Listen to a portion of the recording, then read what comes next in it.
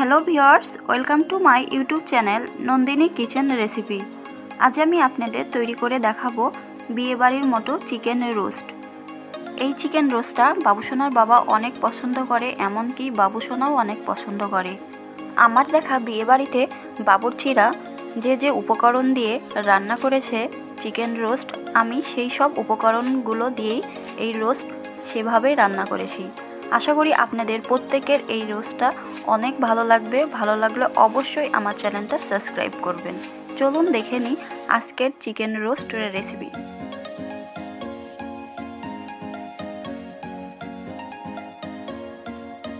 বিয়েবাড়িতে বাবুর্চিরা যেগুলো উপকরণ নিয়েছিল আমি সেগুলোই নিয়েছি।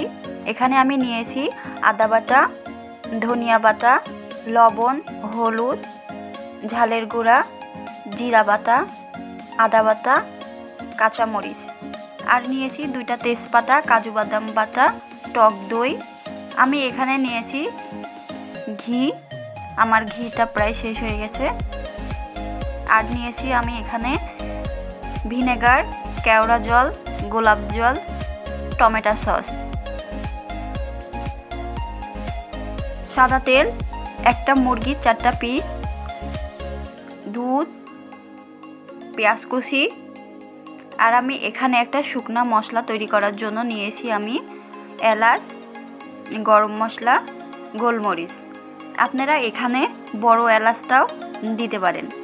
আমার বড় এলাচটা শেষ হয়ে গেছে, যার কারণে আমি এখানে দিতে পারিনি, তবে আপনারা অবশ্যই বড় এলাচটাও দিয়ে দিবেন। আর আপনারা অবশ্যই একটা মুরগিতে 4টা রোস্ট করার চেষ্টা করবেন। 5টা রোস্ট করতে যাবেন না, কারণ 5টা রোস্ট করলে হয় কি গলার কাছকার যে পিসটা এটা আসলে ভালো হয় না। আপনারা একটা মুরগির 4টা রোস্ট করবেন আর বাদবাকিগুলো দিয়ে সবজি করে ফেলবেন।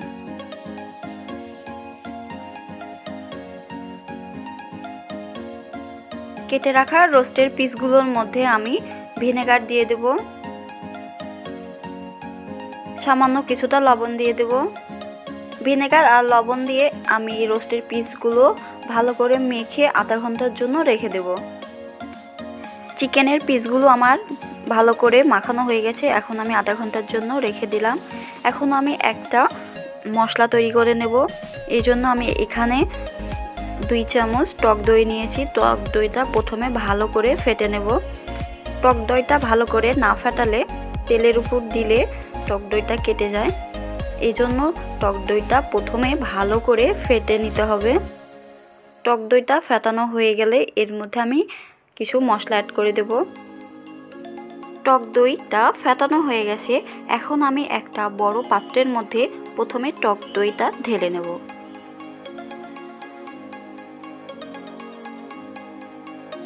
এরপর দিয়ে দেব টমেটো সস, এরপর দিয়ে দেব আদা বাটা, জিরা বাটা, ঝালের গুঁড়া, হলুদের গুঁড়া।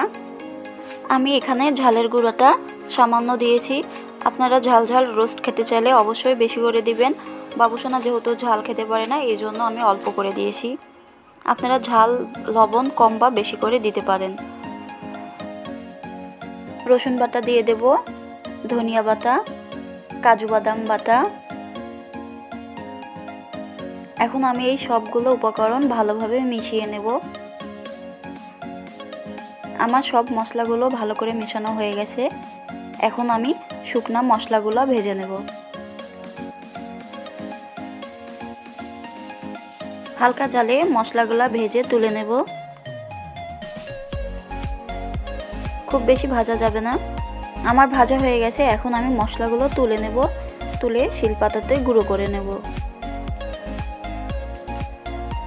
একটা কড়াই গরম করে সাদা তেল দিয়ে দেব।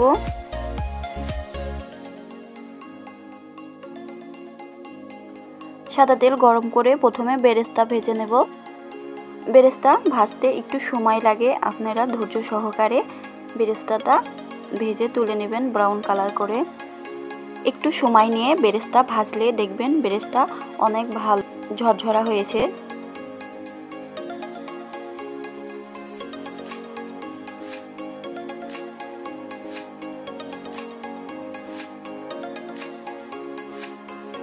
আমার বেরেস্তা ভাজা হয়ে গেছে, এখন আমি তুলে নেব। এই তেলের মধ্যে আমি আগে থেকে মেখে রাখা চিকেনগুলো দিয়ে দেব।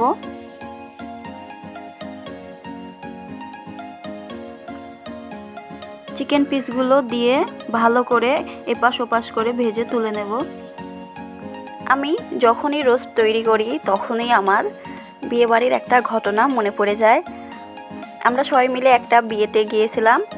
সেখানে গিয়ে আমি যেহেতু চিকেন খাই না, সেক্ষেত্রে আমি মাছ দিয়ে খাচ্ছিলাম, বাদবাকি সবাই চিকেন দিয়ে খাচ্ছিল। তো একটা দাদার প্লেটে গলার কাছে রোস্টটাও পড়েছে। তো দাদাটা আমাকে দেখে বলতেছিল যে দিদি দেখেন এই রোস্টটা ঠিক আমার মতো, মানে দাদাটাও ঠিক চিকন পাতলা, তো রোস্টটা ওই রকম হয়েছে। সবাই কিন্তু গলার কাছের যে মাংস এটা খেতে পারে না, এই জন্য আমি আপনাদের বলবো একটা মুরগির 4টা পিস বের করবেন, আর বাদবাকি যেগুলো থাকবে সেগুলো ছোট ছোট করে কেটে সবজি করে খাবেন। আমার চিকেনের পিসগুলো ভাজা হয়ে গেছে, এখন আমি তুলে নেব।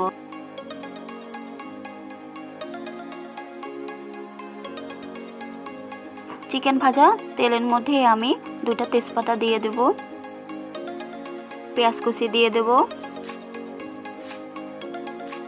পেঁয়াজগুলো ভাজা হয়ে গেলে আগে থেকে যে মশলার পেস্ট তৈরি করে রেখেছি সেই মশলাগুলো অ্যাড করে দেব।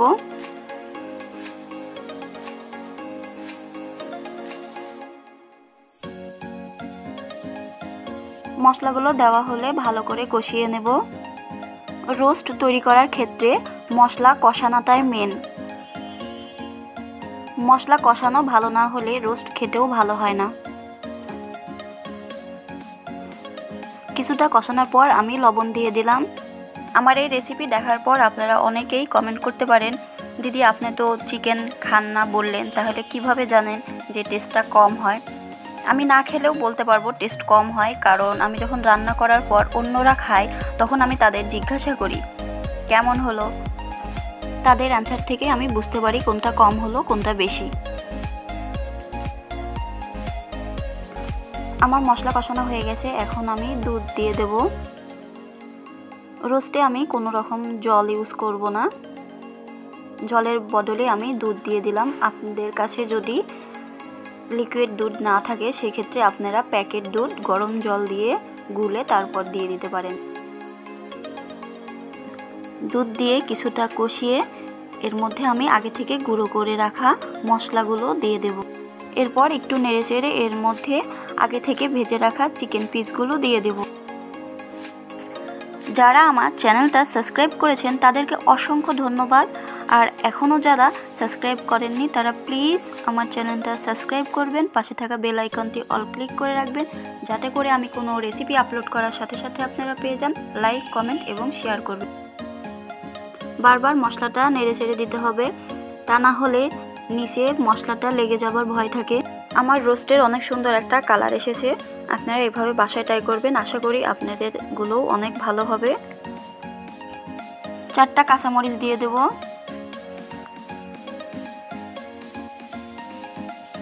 এখন আমি উপর থেকে কিছুটা বেরেস্তা ছিটিয়ে একটা ঢাকনা দিয়ে কিছু সময়ের জন্য ঢেকে রেখে দেব। ঢাকনা দিয়ে কিন্তু বেশি সময় রাখা যাবে না, তা না হলে নিচ থেকে লেগে যেতে পারে। ঢাকনা দিয়ে একটু পরেই তুলে নেড়েচেড়ে দিতে হবে। আমার রোস্টটা হয়ে গেছে, এখন আমি এর মধ্যে দিয়ে দেব কয়েক ফোঁটা কেওড়া জল আর কয়েক ফোঁটা গোলাপ জল। কেওড়া জলটা বেশি দিলে আপনারা রোস্টটা খেতে পারবেন না, এজন্য কেওড়া জলটা কয়েক ফোঁটা দিবেন, বেশি দিতে যাবেন না। এখন আমি ঘি দিয়ে দেব। আমার ঘিটা যেহেতু শেষ হয়ে গেছে এজন্য আমি হাত দিয়ে তুলে তুলে দিয়ে দিলাম। এই ছিল আমার আজকের বিয়েবাড়ির মতো চিকেন রোস্টের রেসিপি। আশা করি আপনাদের ভালো লেগেছে। ভালো লাগলে অবশ্যই আমাকে সাপোর্ট করবেন। আজ এই পর্যন্তই, সবাই ভালো থাকবেন। দেখা হবে নতুন একটা রেসিপি নিয়ে।